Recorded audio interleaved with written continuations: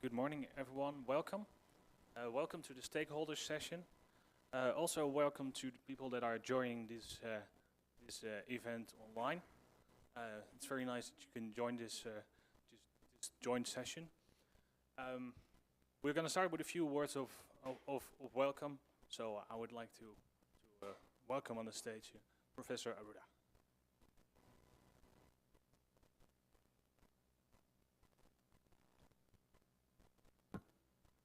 Thank you, Mark. Good morning, everyone. So I'm Roberto Arruda, and I'm a member of the adjunct panel, FAPESP for Exact Sciences and Technology. And I'm pleased here to welcome you this morning for this session with stakeholders communicating research results, co-funded with our partner NWO on bio-based materials, to discuss with potential stakeholders. So I'm representing Professor Luis Melo, who unfortunately could not come, and also my colleague Marianne van Sluis, whom you've met previous days. So I'm following on her work. I'm very pleased to welcome colleagues from NWO, as I said before, and will be around during these interesting animated discussions, I think, that will follow. So we'll be visiting the different rooms and exchanging with you this morning. So welcome again. With this, I think I invite my colleague, Professor Anita.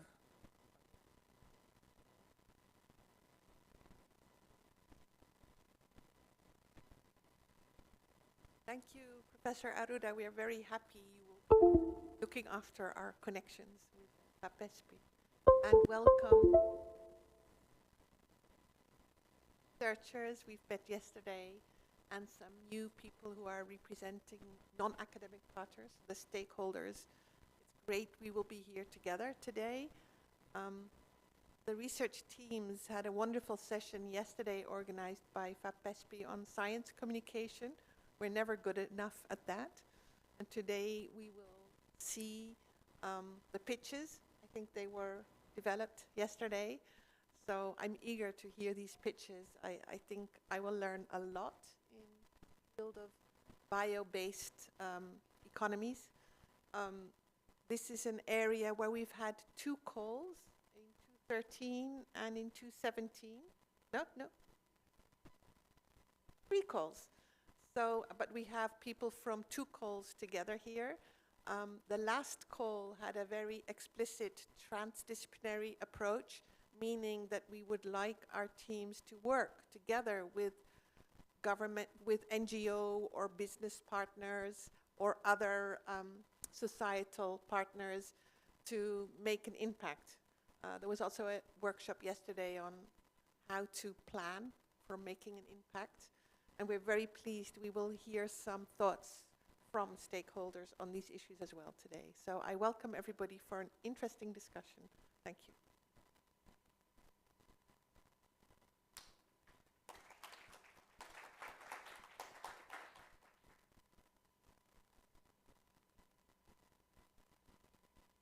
So, thank you, Professor Arruda, Professor Ardon, for the warm words of welcome. Just for the new people in the room, thank you so much for coming. We have had the last 2 days, we had an internal program with projects from the 2017 program and the 2021 program. And this day is external. So that's why we invited some stakeholders to exchange, to get to know each other, and hopefully build new connections for the future. And before we go into the pitches and the presentations, we have prepared some icebreaker questions. So if you reply to yes to this question, could you please stand up? So also for the new people in the room, to get a better idea of who is in this room, could you please stand up if you're from a company?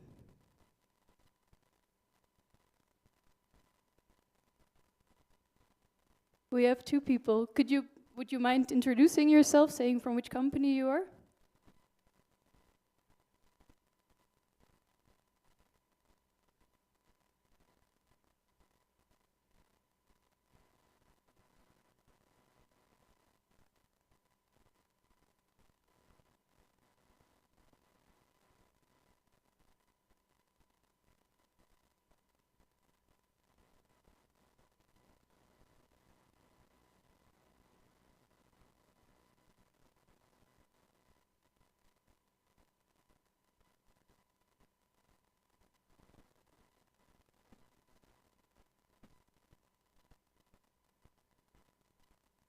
Thank you very much.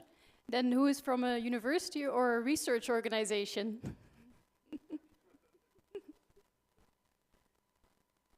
Thank you very much. Would one of you want to introduce? Dalila, maybe you can introduce yourself.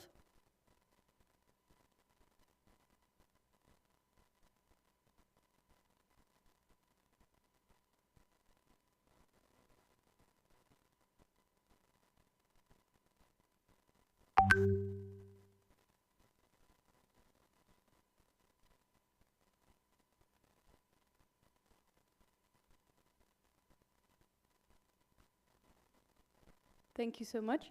And then who is from somewhere else? Also one person. Ernst Jan, welcome. Could you also please introduce yourself?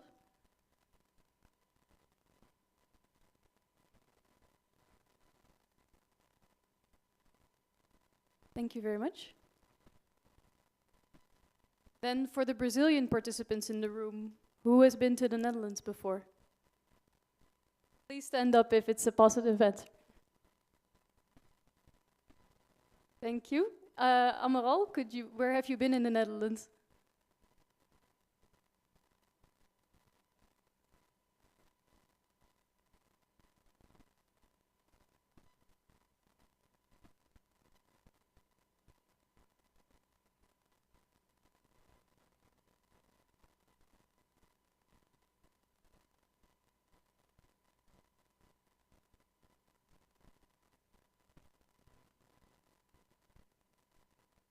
Thank you. So you have also been outside Amsterdam. Thank you so much. And also the lady here in the front.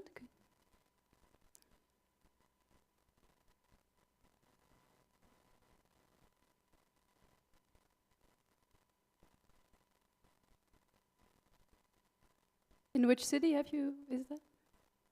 Wageningen also. Okay. And then it's connected to the first question, of course, but who is involved in research?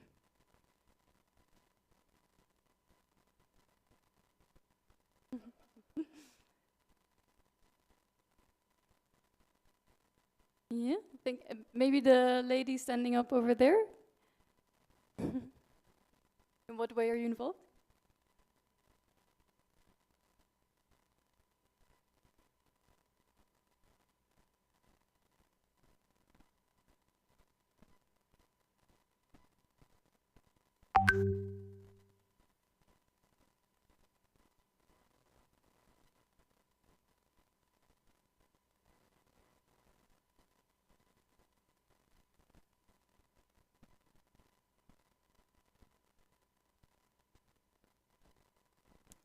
Thank you. And who is involved in implementation of research results?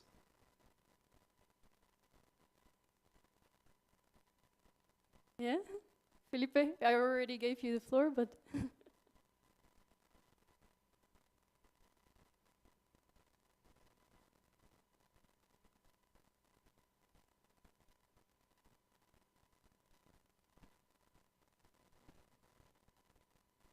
Thank you. And we will also listen to your presentation later today. Thank you so much. And finally, who thinks Brazil is going to win the World Cup?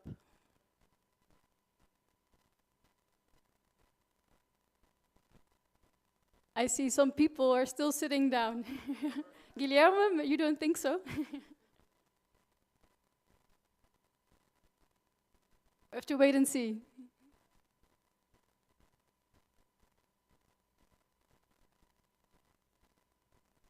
Who do you think it will be?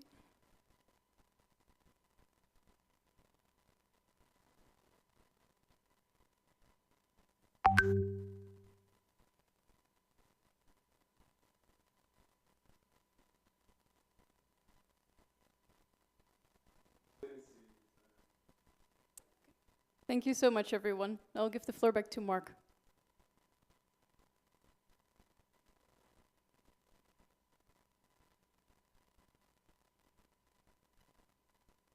So yesterday, as part of the internal event, we had a science communication training where representatives of all the projects prepared a pitch. And then we worked on the pitches with the people from the group and also people from other projects to see if we can improve them, see what works. So it's a pleasure that today we get to see all the pitches. And I would like to welcome the first pitcher on the stage.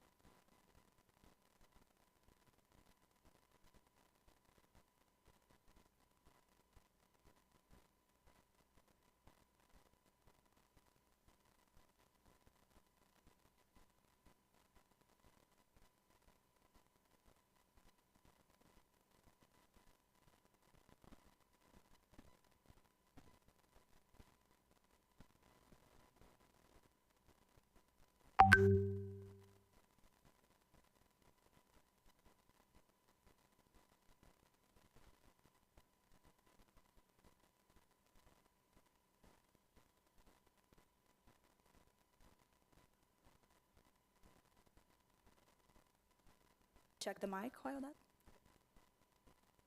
Really need to be front. Oh, here.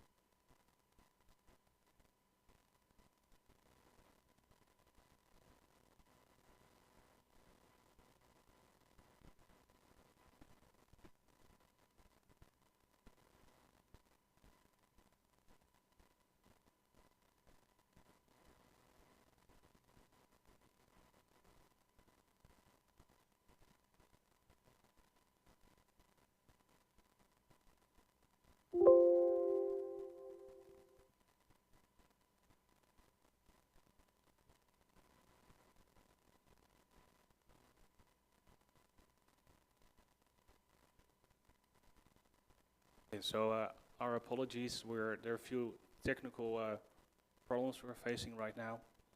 So I think that's a good opportunity to share a bit more about the projects and the collaborations. We've also prepared like a small booklet for the participants and a shorter one for the stakeholders, where you can find some information about the projects. So there was a call in 2017 with several projects, of which most are represented here. In 2021, there was another call where two bigger projects came from. They are also here. So we combined the final symposium of the 2017 projects with the kickoff of the 2021. And interestingly, one of them is actually a continuation of them, and that was actually the pitch from Lucia, which I think the anticipation to see that is growing and growing. I hope your nerves are also not growing and growing. All right. I think everything is ready here, so I'm happy to give the floor to Lucia.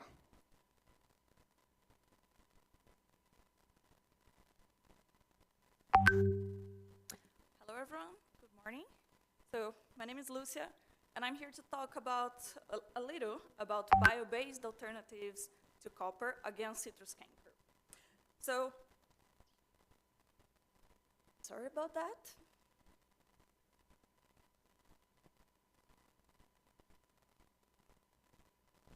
About that.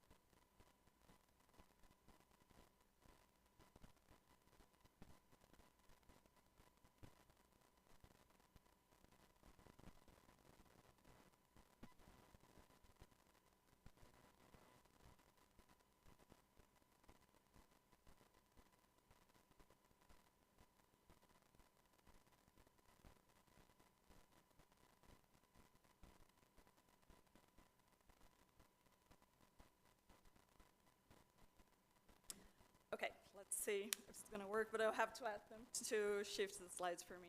So might take a bit longer. So the story is that Brazil is the biggest producer of citric fruits in the whole world. While on the other side, Netherlands is one of the biggest importers. So it's the third largest importer in the world, importing lots of especially concentrated juice from Brazil. So there's a lot of interest from both sides on this.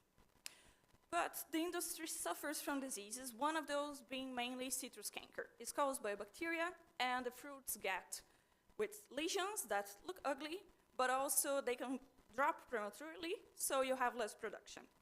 Próximo. So, nobody wants to buy ugly fruit in the market. They will have less product to sell. They will have restrictions to sell from areas with the disease to areas without the disease. And in the end, this is loss of profit for big industry. Próximo. To try and control the disease, the most used method nowadays is applying copper formulations in the field. Several applications during the year. This helps containing the disease, not spread that much. But on the other hand, it causes another problem, which is toxicity. So it contaminates the environment, the soil, the water, and it can also be toxic for humans. Próximo. So we have been working on finding an alternative for this. We have been investing in the idea of organic compounds. They have mainly the core structure that we see there with variations, and most of them can be found, many of them can be found from natural sources. Próximo. We don't have to worry about the tables. Just to say that we have designed, synthesized, and tested several new compounds that could have potential against the bacteria that cause citrus canker. Próximo. Some of the resources that we could use as an initial material to produce these new compounds could be, for example, agricultural waste. This bar graph is representing Brazilian production tons per year. And while we can see that the biggest production of citric fruits in the world shows as a tiny yellow bar compared to the sugarcane production in Brazil, we can see how much agricultural waste is still full of potential we can have with biomass to be used. And we could synthesize compounds from, well, using the idea that from sugarcane bagasse, we could get to compounds that are active against the bacteria. Próximo. While studying these compounds, we identified some similar compounds that can be synthesized in a very green way, and we are investing on them. Próximo. So these other compounds, they can be synthesized without solvents. They only generate water as a byproduct. They don't have any other products generated together. So it's economic in terms of atoms, and it doesn't generate much waste. Próximo. We have sent a large amount, considering lab scale, but a small amount of this compound, one of these compounds to Brazil, and had a pilot field test. In this graph, we can see on the purple bar, our compound performed quite better than non-treated. And this was the pure compound just mixed with water, not in the commercial formulation like the copper tested there. So now, we happily, well, our group, not myself, got, for the next call, another grant to keep working on these compounds and design a formulation that could actually compete with copper or be alternated with copper for direct use in the field, and also in an environmental friendly formulation that hopefully could also benefit other cultures against other diseases, not only citrus canker. And thank you. Just next slide, please. Próximo. That's our group.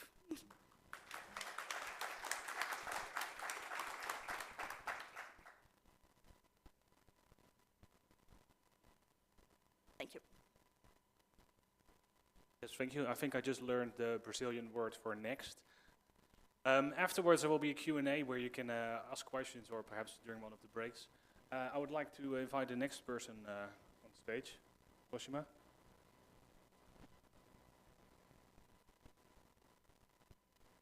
And that's Marlena, I think.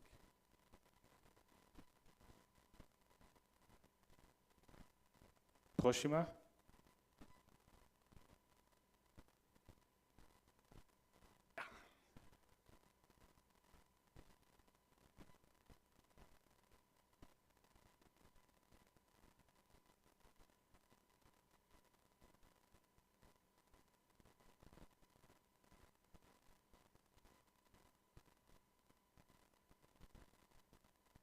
Hello everyone. So I want to talk about biomass because that's the thing what us work with biomass. And my name is Marlene, and I'm from Wageningen University, and I work under supervision of Harry Bitter and in collaboration with Christiane Rodella from Campinas. And I want to tell you today how we can enable biomass conversion with the help of a new catalyst. And this new catalyst is a carbide catalyst. Well, we all know that there are many different kinds of biomass. So we have the carbohydrates, the ligocellulose, but we also have the fats and the oils, and that you can see here. See here the rapeseed oil and the sunflower oil and also the algae oil. And these oils, they contain triglycerides and fatty acids. And these compounds you can actually convert into fuels and chemicals. However, the direct application is not possible because they contain too much oxygen. So we need to do a so-called deoxynation process to get rid of the oxygen. And then we make alkenes, alkanes, and oxygenates, which then can be converted into fuels and chemicals. But for this process, we need a catalyst. But what is a catalyst? Well, the definition said It's a substrate that increases the rate of a chemical reaction without itself undergoing any permanent chemical changes. So what does it mean? It means that a catalyst lowers the energy, so the reaction goes faster, and you can reuse the catalyst over time and time again. And we use chemical catalysts, and chemical catalysts are mostly metals. So here you see palladium and gold. And in industry, the catalyst looks something like that. Well, so gold and platinum are well-known catalysts, and they also work very well. They're quite active and selective for many kinds of reactions. But they're quite expensive and scarce.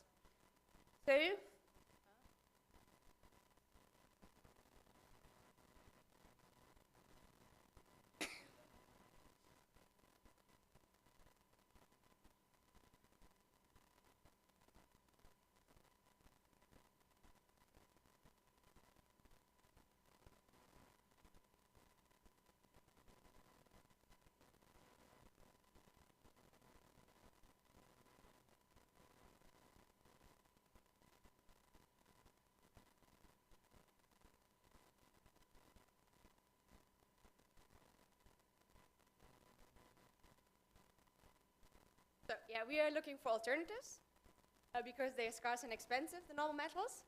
And we are using carbides, so tungsten and molybdenum. So these are transition metals, which are cheaper because they are more abundant, which you can see actually in this graph. So it looks a bit different than originally the graph now, but the green box actually highlights that there are molybdenum and tungsten, and the abundance is much higher in comparison to the normal metals. So also the cost and the CO2 footprint is much lower. Well, but then the question is still open whether these carbides actually are good catalysts, right? Do they actually do similar reactions as the platinum and the gold? And well, what you can see here is the conversion on the right.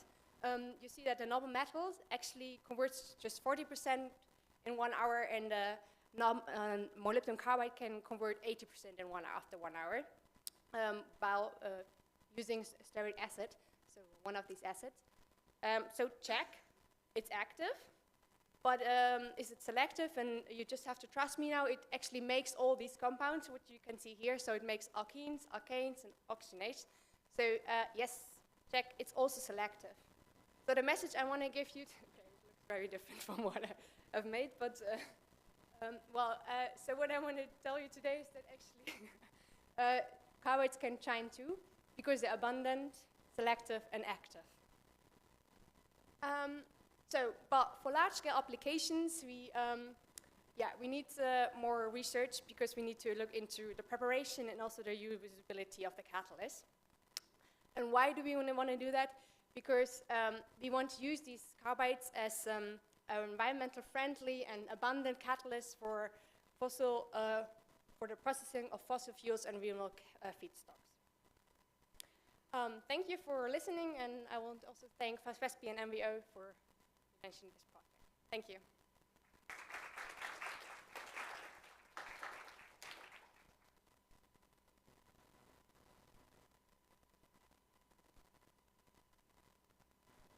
Yes, I would like to ask the next speaker on stage.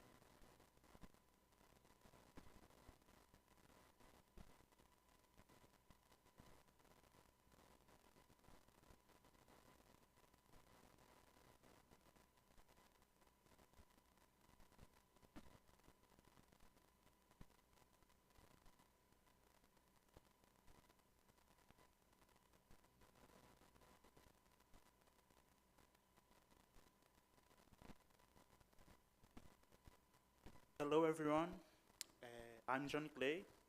I'm PhD student in Bioenergy Institute in Unesp from Rio Claro. I present the piece of the project entitled A Novel Strategy for Production in Anaerobic Conditions of Polyhydroxycanoates.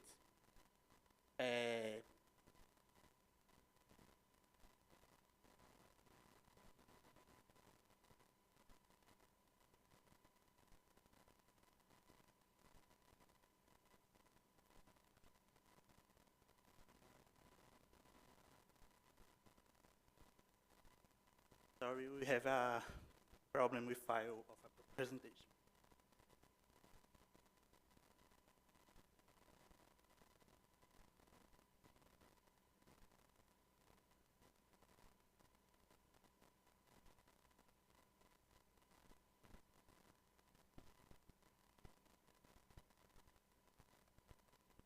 I will try to present using this presentation. Okay, sorry about this. One of the most environmental problem today is the pollution with plastics, single-use plastics. How we can mitigate this problem and consequently make a better world for new generations.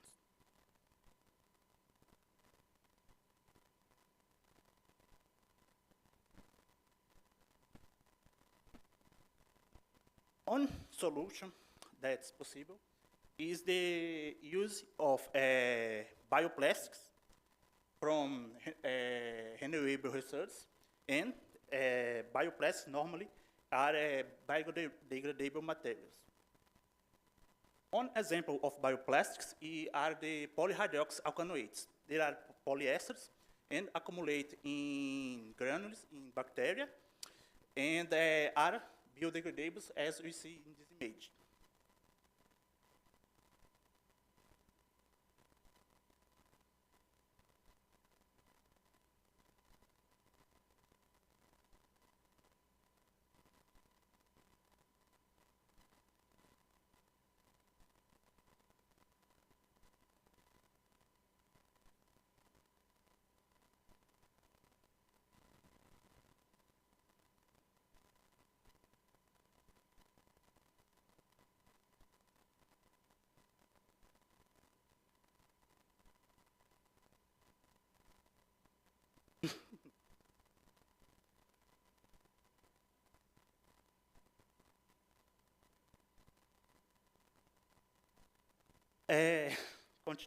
Continue the presentation. The source of carbon we can choose to use are the sugarcane. Sugarcane is a disaccharide that is important for Brazil, especially in São Paulo state. Especially in São Paulo state, and we are making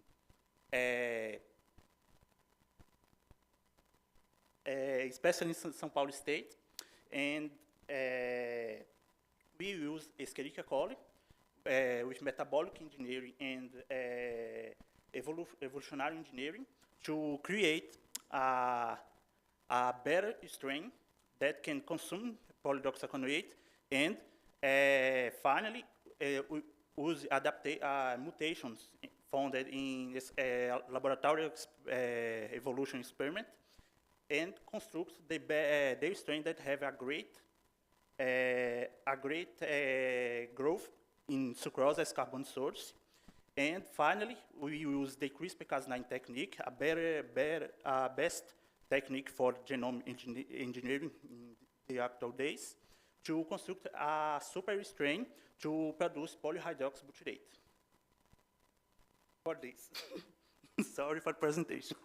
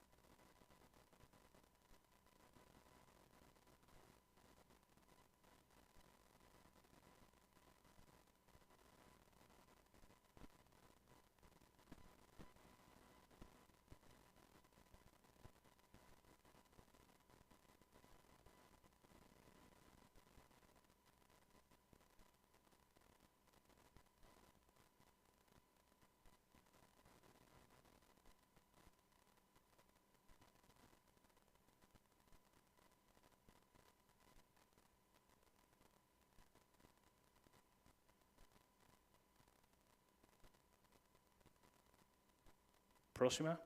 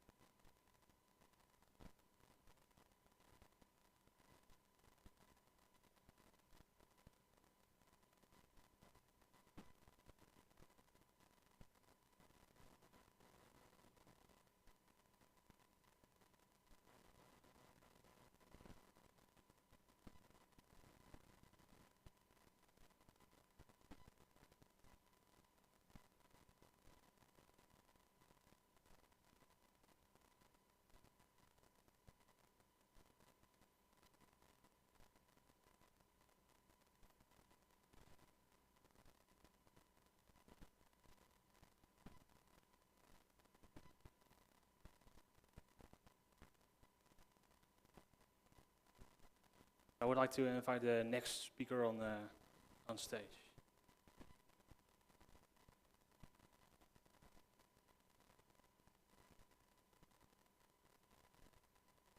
Hello.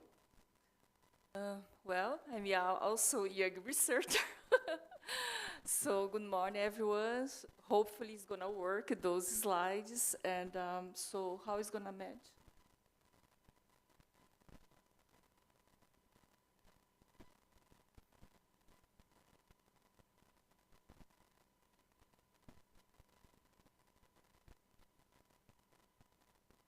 So today I'm going to talk about our project, which called Linkages, which is local and indigenous knowledge for Amazonia grounded by economy. Please, next.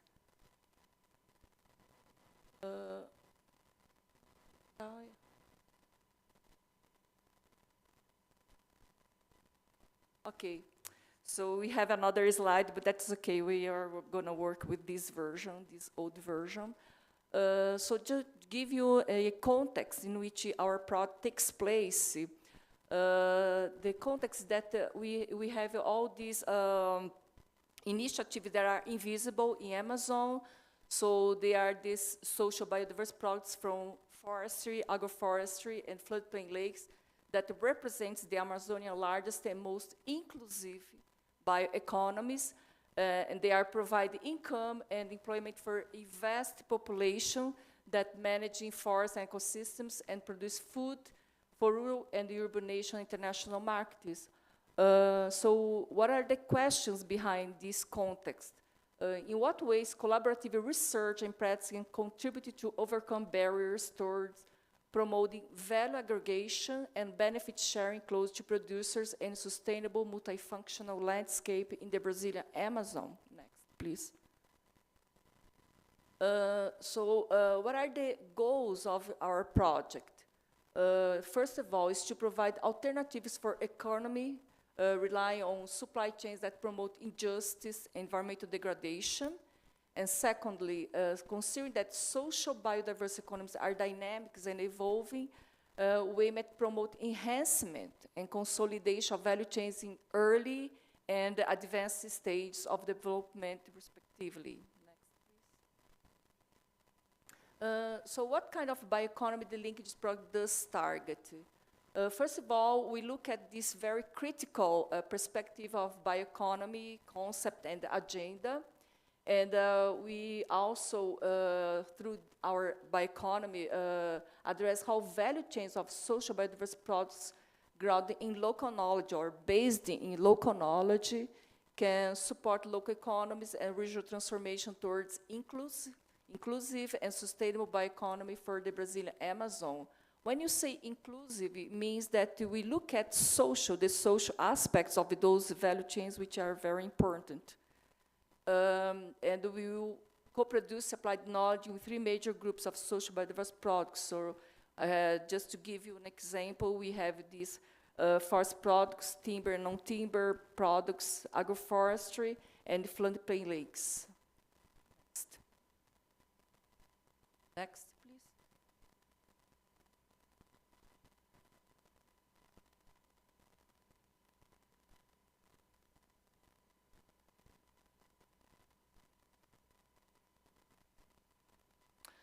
So to conduct this research, we use this transdisciplinary approach. So why the transdisciplinary team is important, is key for conduct this type of project. First of all, we include these small-scale farmers, communities, because they are very important. It's a key to tackle historical and structural social exclusion and inequality in the Amazon region by giving them voice and visibility. Second, we seek to co-design, co-produce, and co-execute. Means we want to work together with academic and non-academic actors, partners. The project with academic and non-academic partners combining local and scientific knowledge. And we have, especially the coordinators, a long-term commitment experience in the Amazon region, which makes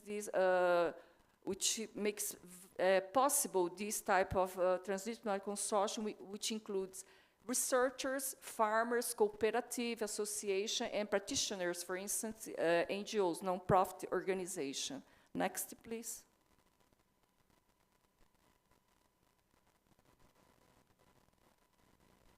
Yeah, very briefly, we brought this table just to show you that we were gonna work in the landscapes with some social biodiversity products with some specific partners. For instance, the forestry landscape, we have timber, non-timber products, and we have some partners working already with those products. For instance, the Imaflora and Projeto Saúde e Alegria are the two NGOs, and also State University of Campinas, Unicamp, which I represent the Unicamp, and the UFOPA is the Federal University of the West of Pará, which is very important to include those local universities from Amazon as well in our consortium. So, next. So we are gonna work in two main areas to conduct this research. The Polygon A covers the estuary and Acará Valley, which is nearby the Belém city. And the Polygon B shows the lower Amazon region, which the two main municipalities are Santarém and Altamira. So next. So in order to conduct this research, we have a strategic plan that we combine the project management and also these transdisciplinary research activities. So we planned throughout the 5 years a lot of meetings, consortium kickoff meetings and planning field work. Second year also we want to hold these multi-stakeholder seminars and workshops, also initiate this field work. Year 3 and 4, these also consortium meetings, in-person and virtually meetings, like bi-monthly virtual meetings. And finally, in the year 5, also this consortium meeting. And in the year 4, we wanted to include the public managers. So we think it is very important the public actors participate in this consortium in our final discussion in order to really impact the public policies by the end. So thank you very much.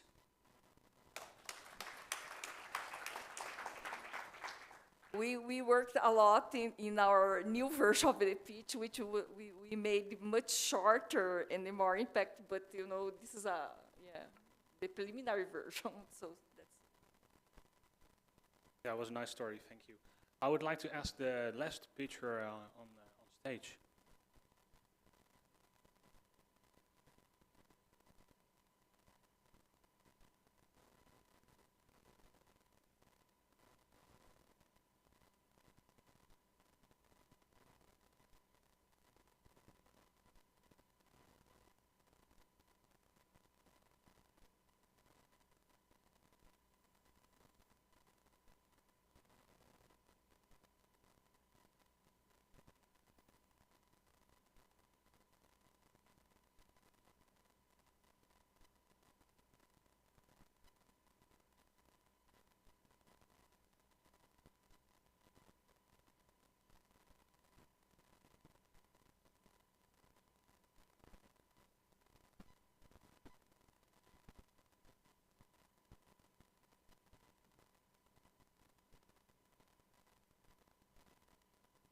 Okay, good morning.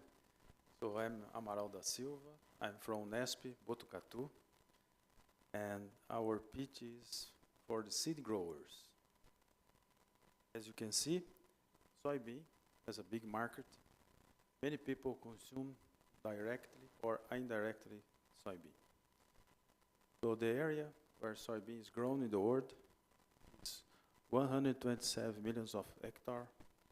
And the total soybean that is produced in the world is 362 millions of tons. But there is a limitation. That's our problem, our question that we had in our project. The limitation is the green seed problem, which causes 10% of loss every year. This means 36 millions of tons that is lost, and the amount of money that is lost with these problems is, we calculate, is around the 12 billions of dollars. The problem is, with the green seed problem, that is a limitation that we have, cause poor seed quality. And you can see in the first figure, the seeds, good seeds, yellow seeds, produce very good seedlings that we call normal seedlings. When you have green seeds, so the seedlings that are produced, that come from that seeds, are dead or even abnormal. This is one problem. Second problem is the quality of the oil that is obtained from the soybean. Very poor quality. And the cause of that is the environment and genetics. So, with the environment we cannot play with, but with the genetics we can play. So then, we are developing a technology capable of selecting tolerant soybean genotypes for green seed problem very early during cultivar development. How will you do that? So, as you can see, the soybean genome has around 60,000 genes, and we found 10 candidate genes, one promising genes that can avoid the greenish seed. Industry can save many millions of dollars. The expected results of that, instead of waiting 30 years to have a new cultivar, then we will be able to have a new cultivar in 6 years. So thank you very much. If you want to know more about it, you can contact me, Amaral da Silva, and also Dr. Henk Hilhorst from Wageningen University. It will be a pleasure to explain you more about our project. I also want to thank you, FAPESP and NWO, for this opportunity to work together. And also was a pleasure to meet the Dutch here in Brazil. Okay.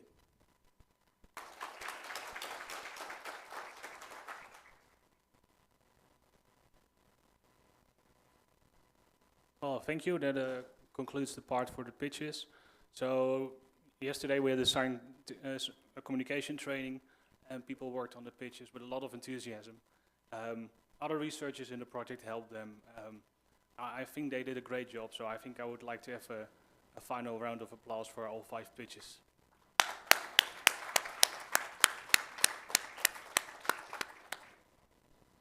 And that brings us to the next part of the project. We'll have of the program. We'll have 2 presentations from stakeholders. One is by video and one is in real life, and we're going to start with the video.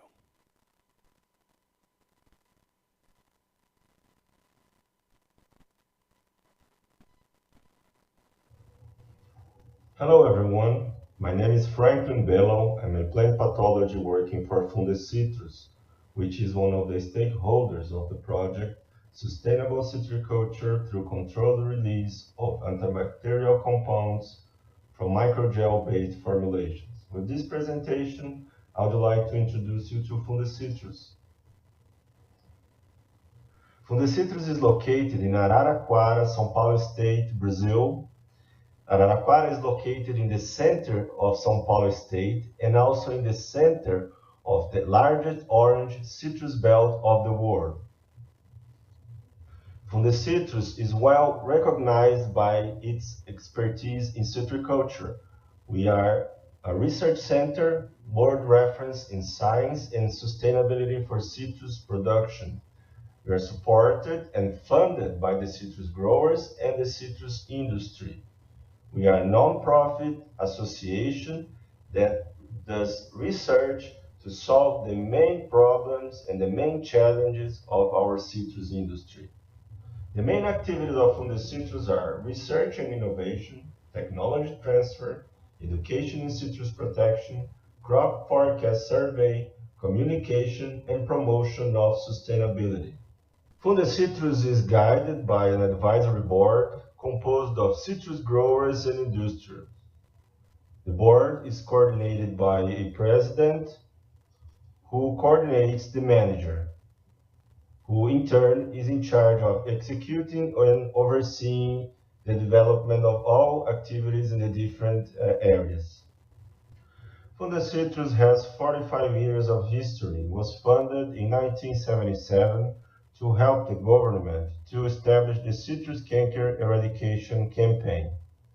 The research department was created 28 years ago in 1994.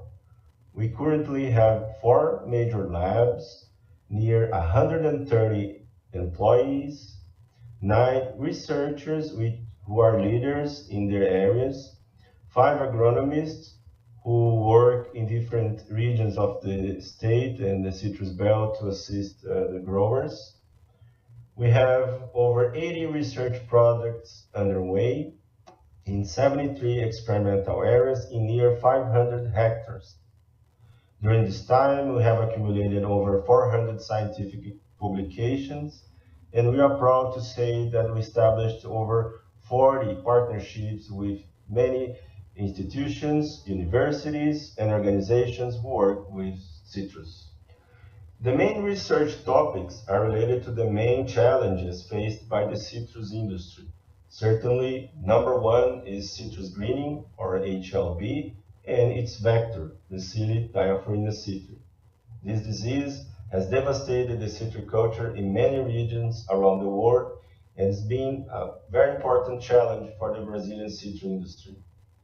Besides HLB, we also develop projects on other diseases like leprosis, citrus canker, black spot, post-bloom fruit rot, and other pests, such as fruit borer and fruit flies. In addition to that, we have research projects dedicated to biotechnology and spray technology. Our labs are dedicated to general research and diagnostic of disease and pests, plant biotechnology, chemical ecology and insect behavior, and biological control. Fundecitrus is in close and constant contact with the citrus industry and growers. We frequently perform lectures and trainings. Most of the times, those trainings are related to inspection and management of disease and pests, but also to specific topics such as psyllid identification, sprayer adjustment and calibration, and sustainable management of greening, for instance. Fundecitrus supports growers on a daily basis with visits, consultations, and other trainings. In the last 5 years, we have trained over 30,000 people, transmitting to them the research results we obtain in our research projects and also transmitting information we learn with partners and colleagues around the world. We also have dedicated efforts to develop new technology to the growers. For instance, the Psyllid alert system, which helps to monitor the seed population in the citrus belt and the need for control. The Fundecitrus integrated spraying system, which helps the grower to adjust both chemical rates and spray volumes to the size of the trees.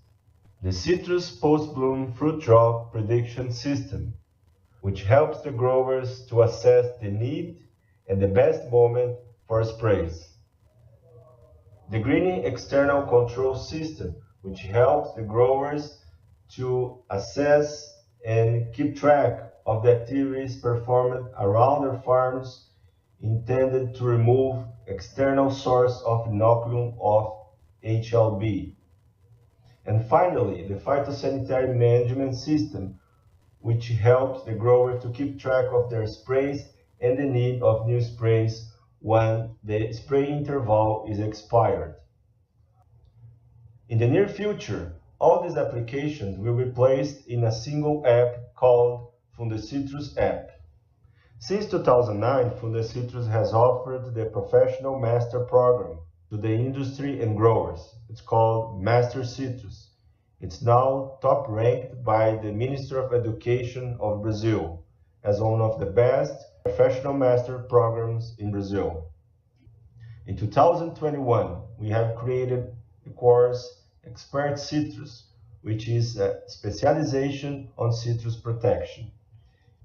The main goals of Master Citrus and Expert Citrus are to transfer all the information we have accumulated with our research and interaction with colleagues around the world and also in Brazil to all the professionals and academics working with citrus.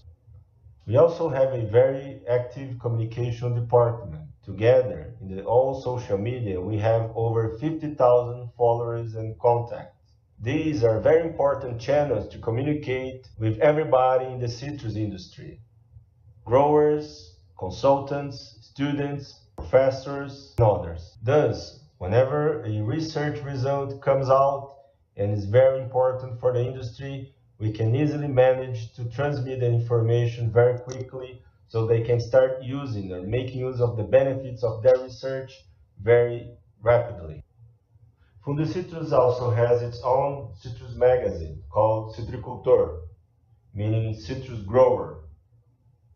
It's published as a hard copy, printed, and also digitally on our website where it's freely available. The main objective of this magazine is to quickly publish our and others' research results and make them available to the citrus industry. The printed version is sent to more than 3,000 people in the citrus industry in São Paulo state and in the country. We also have a newsletter about the weather conditions and general information, not only about citrus, but also other crops. We also have the newsletter reaches over 10,000 people at a weekly basis. And finally, we have our website with over 150,000 access every year.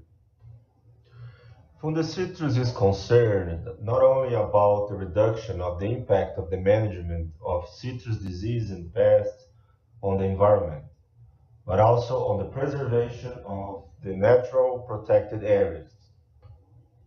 The entire citrus belt has over 460,000 hectares, and within the citrus farm there are near 160,000 hectares of permanent protected areas. That means that the citrus industry can be very productive while preserving the natural resources. Fundecitrus is also aware of its social responsibility. By supporting schools and raising awareness about the importance of the citriculture in the many municipalities of São Paulo state, Fundecitrus helps create a better future. Thank you very much for your attention.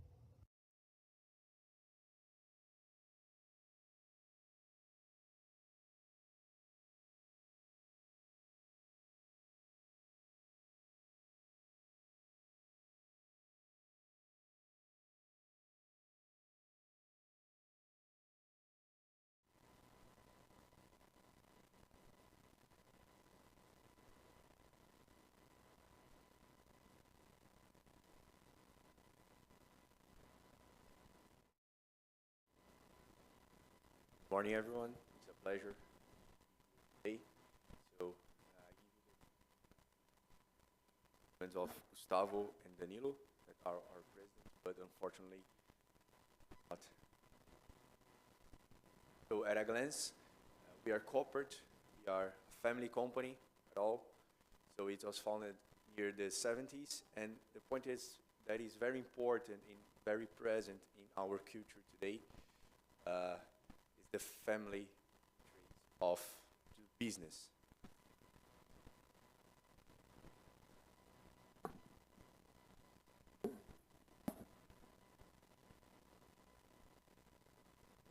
So we are leading on crop control and pollination, especially related to the biological control.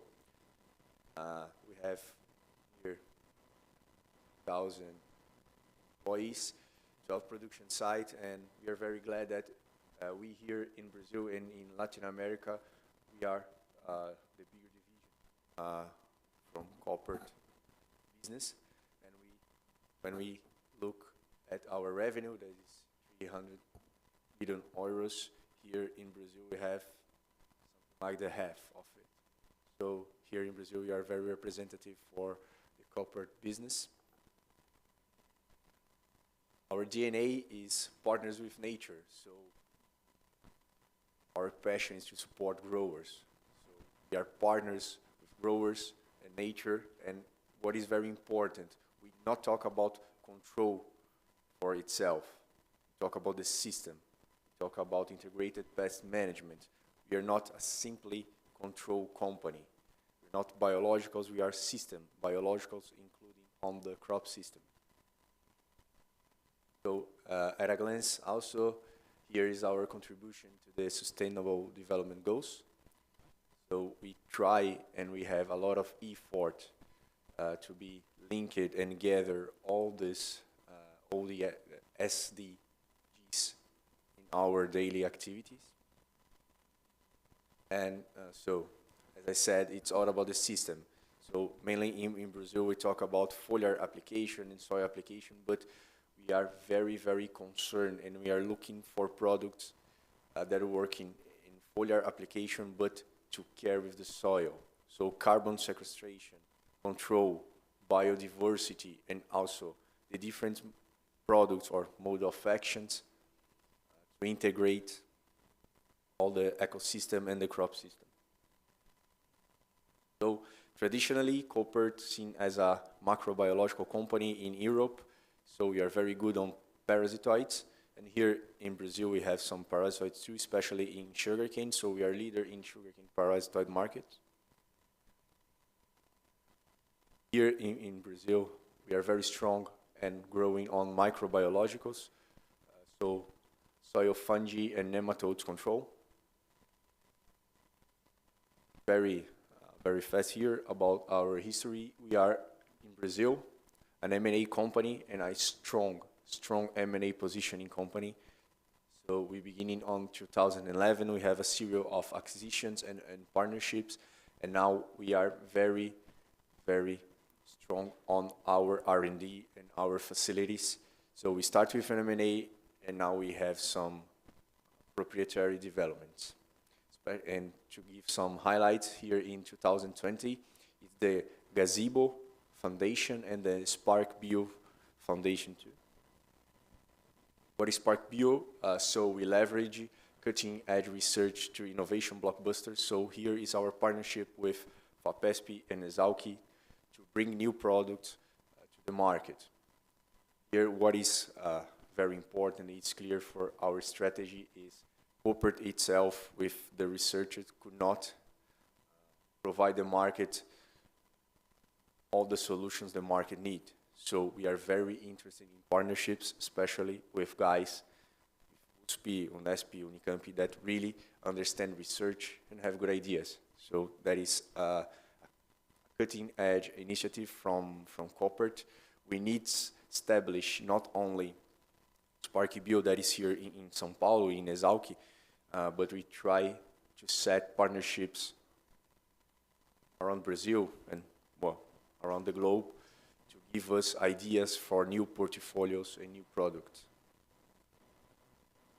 A case of success, it's good to see the guy from the citrus, that is our Isaria. The name is Octane or Challenge. So that is the best product to control Daubulus maides in corn. So here we changed the game from corn farmers. I think we launched in 2020 also. So it's a co-development involving Koppert, Exalc, and also from the citrus. And we talk about gazebo. So today in agriculture is not only talk about products, we need to talk about services and the integration, anything that help farmers to manage or to do the daily activities. So Gazebo is our hub. We partner with the AgTech Garage. So corporate is really close to the ecosystem, to the AgTech ecosystem. So we can finance and we can invest or support with technical and market aspects all the startups, company and research studies that need money or market knowledge to leverage their business. And I think it's 2 days ago, we have the public announcement that our investment fund, so we are very happy to share this, this with you guys.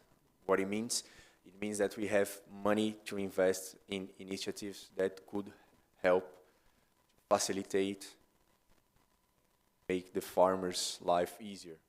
We invest in agtechs or startups, scaling apps, companies or researchers, as you, that want to bring products to the market. It's not a corporate proprietary fund, so it's quite different from a traditional CVC that one company put the money and get the company into their own portfolio. Here we are part of the fund. And what the strategy? The strategy is corporate, like use their influence and importance and the relevance on the market to go to the family offices and investment fund to say, well, that is a good idea. That is be good to the market, and we invest, come with us. So we're not intend to buy companies because the farmers do not want to be, to get 100% of solution from one guy. So here we not want to get the proprietary of the initiative. We partner, we bring money, we help to the scaling up this initiative, and then sell the company or sell or try to make a link with other stakeholders on the ecosystem. So opportunities to partnerships. To be very honest, we are very open and seek for solutions that help farmers. So it's product, microbiologicals or micro or microbiologicals, formulations, different process, IPM knowledge. So as I said before, we are integrated pest management company. So we are looking for anything that make crop and environment healthier. Pest and disease monitoring. So it's very important when we talk about biologicals, monitoring the system and understand which are the problems, the gaps in the right moment to do the crop management. And also services. It's not common when I talk about service to the farmers, but are very interested in anything that could be on our cell phones or anything that could help farmers to do the daily activities better.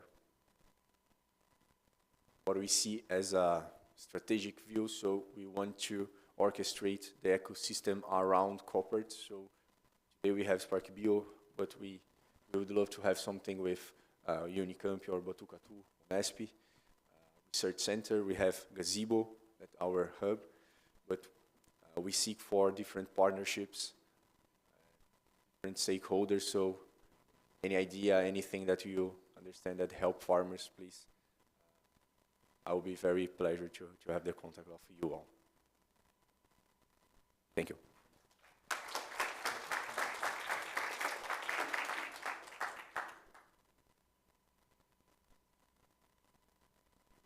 Yes, thank you for this very nice presentation. The room is now open for questions and answers. Before we start that, I would like to remind everyone to speak through a microphone so that the people online can also follow us. So we just saw a few presentations and pitches about some major problems we have to work on. So who can I give the floor for first question?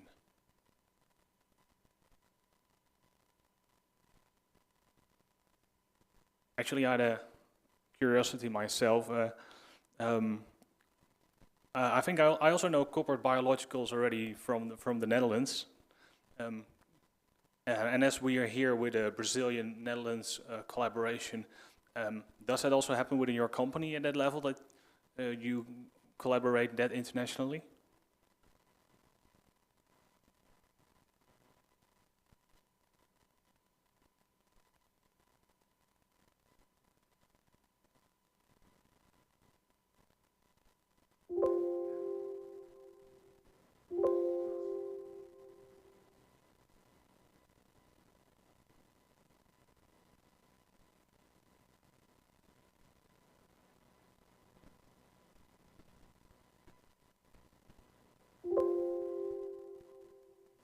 Nice, thank you.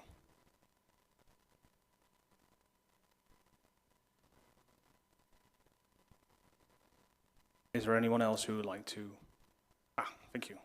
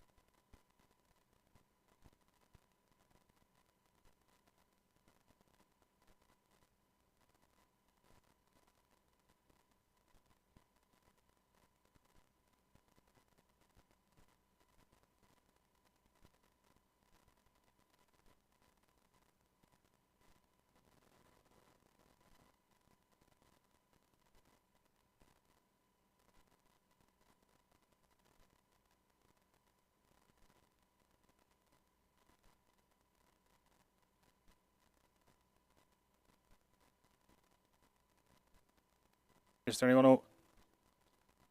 who wants to comment on that? Otherwise, we thank you for the suggestion. Are there other questions?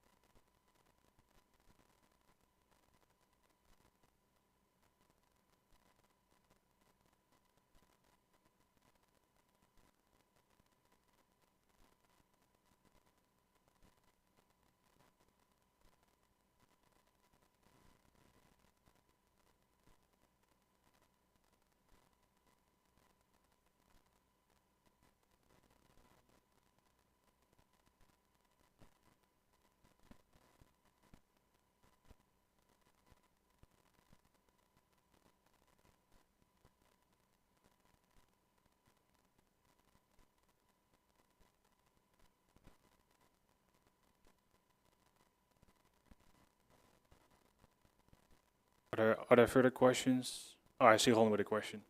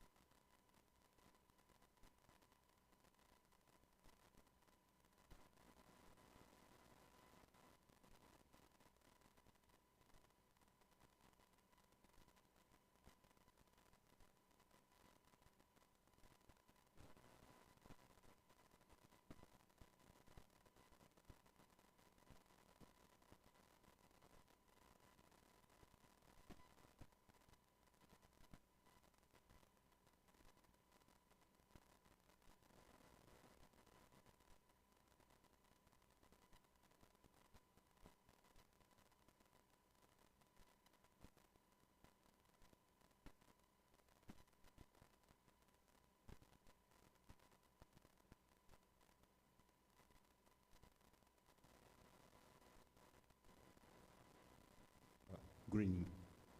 Combined, we are losing nearly 8% of our capacity, and still we are producing more because of the technification, which is surprising.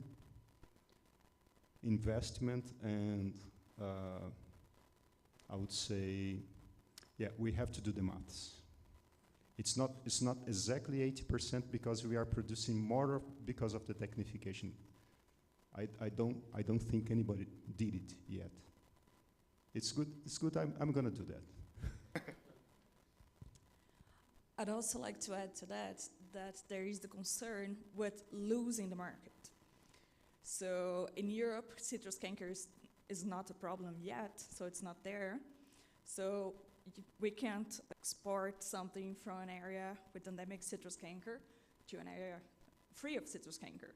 So there is always the concern from the growers to lose the European market, which is a huge market for them. So it's not just the production itself, but also the trade.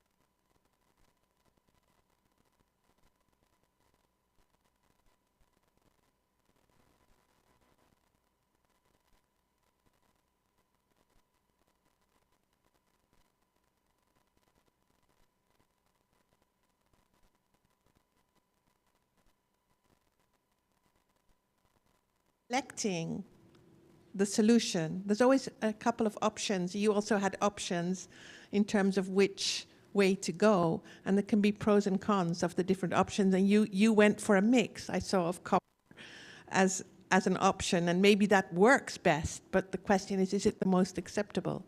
So do projects have experience in very early on engagement in pathways of innovation with multiple stakeholders, so not just at the end when you want to sell the idea, which you're doing very well in the pitches, but early on? Does anybody have experience in health? That's the direction innovation goes.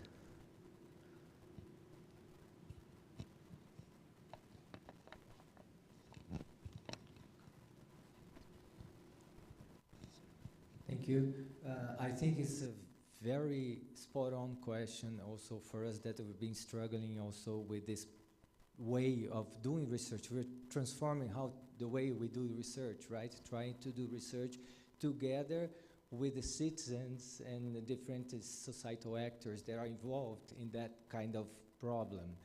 In our case, working together with small-scale farmers, what we're trying to do is to identify some, let's say, seeds of transformations that are already out there, that basically they've been already struggling with these questions, and they are working at multi-stakeholder perspective. So you have some social-oriented companies that have interest in sustainability and social inclusions, and then they pair up with the small farmers and associations and NGOs they are also supporting. So the way we are trying to tackle this problem is to identify those already emerging ideas and innovations and trying to work together with them. So we learn from that experience, but we also learn from the bottlenecks and how actually they are trying to overcome those issues, and then we together try to find solutions. So yeah, it's starting small, but we hope also that we come up some principles, because it's not something about that particular, it's not a blueprint solutions, but trying to get some principles of collaborations and thinking about solutions that we can engage more different kind of actors in the process. Thank you. Well, I'm happy to see that the pitches and the presentations gave cause to so many questions and curiosities. With that, the morning program is concluded. I would like to invite you back here in this room at 1. And for now, we'll have my personal favorite way of asking questions and interacting, and that's with lunch. So thank you all for being part of this session tomorrow, and I'll see you back at 1. Thank you.